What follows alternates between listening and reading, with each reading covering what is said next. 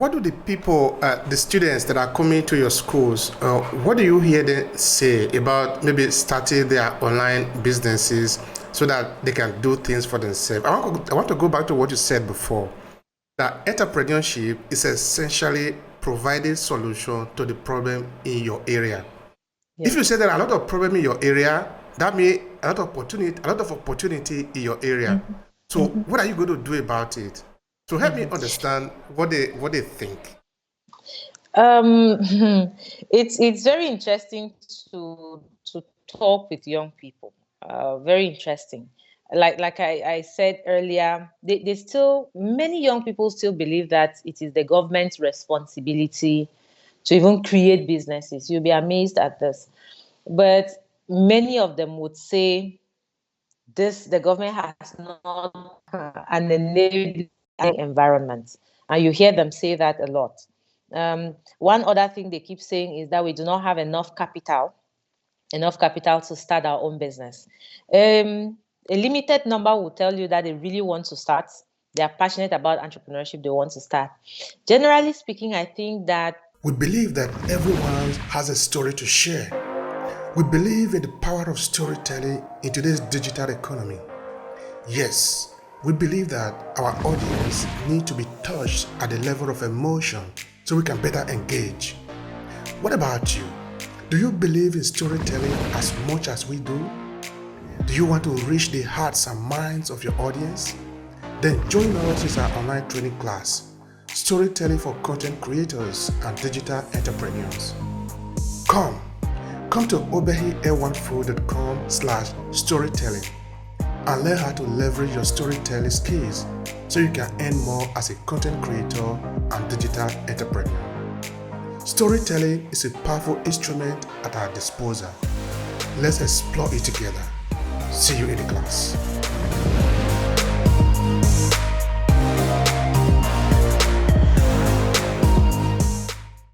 the young people in my country, the young people who come to Fotabe University of Cameroon, love entrepreneurship. The difference is that they do not have enough information about entrepreneurship, and that is the role that we play. This is the role that we are playing right now. We ensure that we give them this information. We ensure that we show them the opportunities, not just the opportunities, but how to explore those opportunities. So a lot of them will talk about taxes as well. That's very important. They'll tell you they do not want to get into entrepreneurship because of taxes.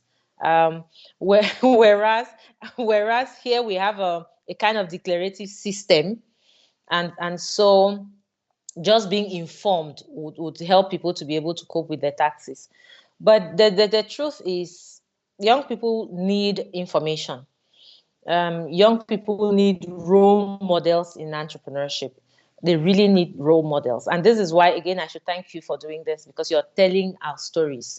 You're telling young people their stories about our entrepreneurs. This is what they need to know, that in this country, someone can start their journey as an entrepreneur, grow, create jobs for people, and leave a legacy. This is really something that is lacking. So we do all of these. All our programs have been designed to respond to these challenges, to respond to these worries that young people have. Oh, I want to start a business, but the government has not created an enabling environment. Oh, I want to get into entrepreneurship, but I don't have enough capital. Oh, I want to get into entrepreneurship, but I don't even know how to go about it. This is where we come in. And the partners that I talked about before, we even have financial partners who, really help, not just to provide funding, because sometimes providing just funding is very tricky, but also providing the financial education that young people need to be able to get into entrepreneurship.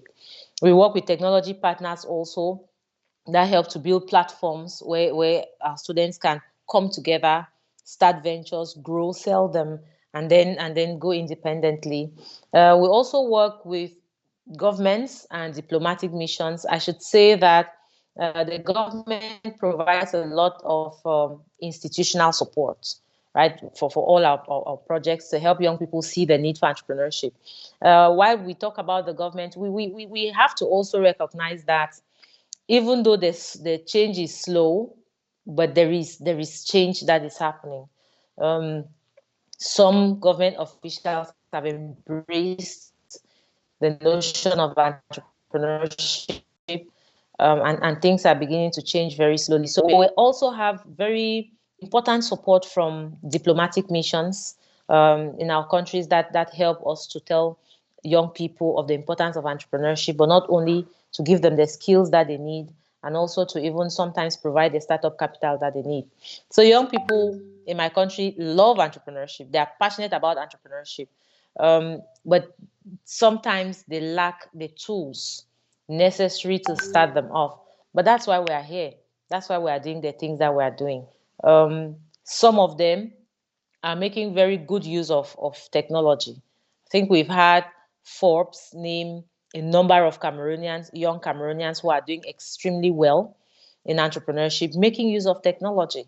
So this just tells you that the whole idea of entrepreneurship is becoming very popular.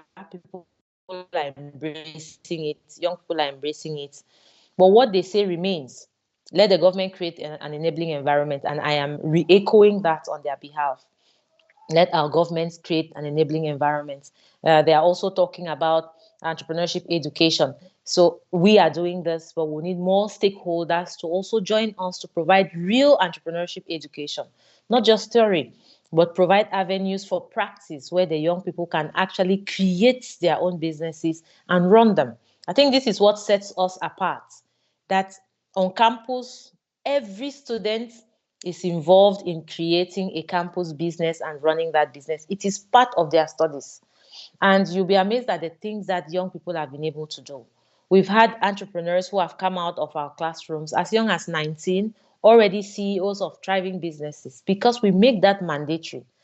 And they also need role models. And this is where you, the media, comes in. We need to tell the African story. When I read about Tony Elumelu, I am proud of being an African. When I read about Dangote, I am proud of being an African. When I read about Kaji Defoso in Cameroon, I'm proud of being an African. Many of these stories are supposed to be told so that our young people can see role models in business and entrepreneurship and be encouraged to start this journey, which I think is what Africa needs right now. Thank you so much. I'm proud of you.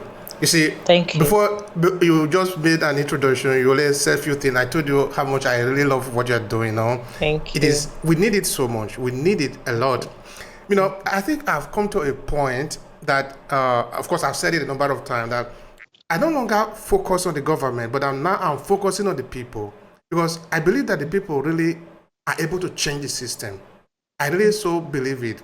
And because I've talked to a lot of brilliant, intelligent Africans in the continent, okay, I know there are a lot of brilliant Africans also in the diaspora, but Yeah. I am really interested in the ones that are in the continent who are doing fantastic job. That continue to reinforce my belief that the people have the power to be able to change the system. So the job must continue. Exactly. You see, before we talked about mindset. Then we also talk about skill set. Because you made mention of internet and technology, I want us to take that further to talk about the tool set. What do we really need to be able to excel online in the online business? Because I think people need certain tool to be able to do this thing. Are these tools available? What are they? Help us to understand this. Yes, these tools are available, but they are not within the reach of everyone, which is what I think that we are beginning to do quite slowly, but we need more. Today, when we talk about the internet, it sounds very good. It sounds nice. It's an amazing tool. But how do we exploit the internet? So basic stuff. We'll not want to talk about things that are really very abstract, things that are seemingly very difficult to acquire. The basic tools that young people need today in their hands to exploit the internet: mobile phones. We just need mobile phones with the right technology. It is not supposed to be very sophisticated. But just having phones, mobile phones, can do a lot. Now, I may not have the statistics to talk about how many Africans have access to mobile phones with the right technology to exploit the internet. I don't have that data, but that is an important tool. So if we are looking at helping Africans to make use of the internet to do business, this technology, mobile phones are very important.